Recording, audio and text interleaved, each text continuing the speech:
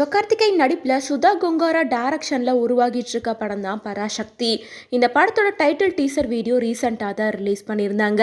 மேலும் சிவகார்த்திகேயனோட பர்த்டே சார்பாக இந்த படத்தோட பிடிஎஸ் வீடியோ கூட படக்குழுவினர் அஃபிஷியலாக ரிலீஸ் பண்ணியிருந்தாங்க. மேலும் இந்த படத்தில் சிவகார்த்திகேயன் கூட சேர்ந்து ஜெயம் ரவி, அதர்வா, ஸ்ரீலீலா உள்ளிட்டோர் முக்கியமான கேரக்டர்ல நடிக்கிறாங்க.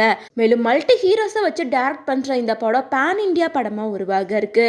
மேலும் ஜெயம் ரவி இந்த படத்துல வில்லன் கேரக்டர்ல ரோல் பண்ணியிருக்காரு அப்படின்ற மாதிரி சொல்லிட்டு இருக்காங்க. மேலும் வழக்கம் போல சுதா கொங்காரா டைரக்ஷன்ல வர படம் மாதிரி தான் இந்த படமும் உருவாகிட்டு இருக்கு.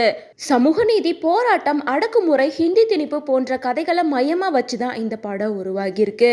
மேலும் இந்த படத்தோட பிடிஎஸ் வீடியோ ரிலீஸ் ஆனதை தொடர்ந்து ஷூட்டிங் ஸ்பாட்ல சிவகார்த்திகேயனோட பர்த்டே செலிப்ரேஷன் கூட நடந்திருக்கு.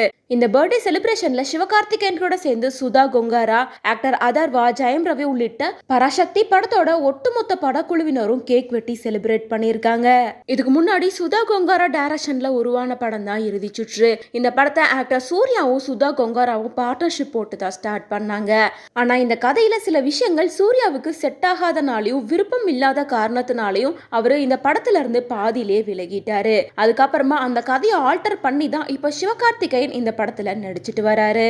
மேலும் அமரன் படம் சிவகார்த்திகேயனுக்கு ஒரு மிகப்பெரிய டர்னிங் பாயிண்ட் அமைஞ்சிருந்தது. அதை தொடர்ந்து சுதா கொங்காரா டைரக்ஷன்ல உருவாகிட்டு இருக்க இந்த படமும் அவருக்கு முக்கியமான டர்னிங் பாயிண்ட் அமையும் அப்படின்னு சொல்லிட்டு ஃபேன்ஸ் பலருமே சிவகார்த்திகேயனுக்கு அவங்களோட வாழ்த்துக்களை சொல்லிட்டு வராங்க.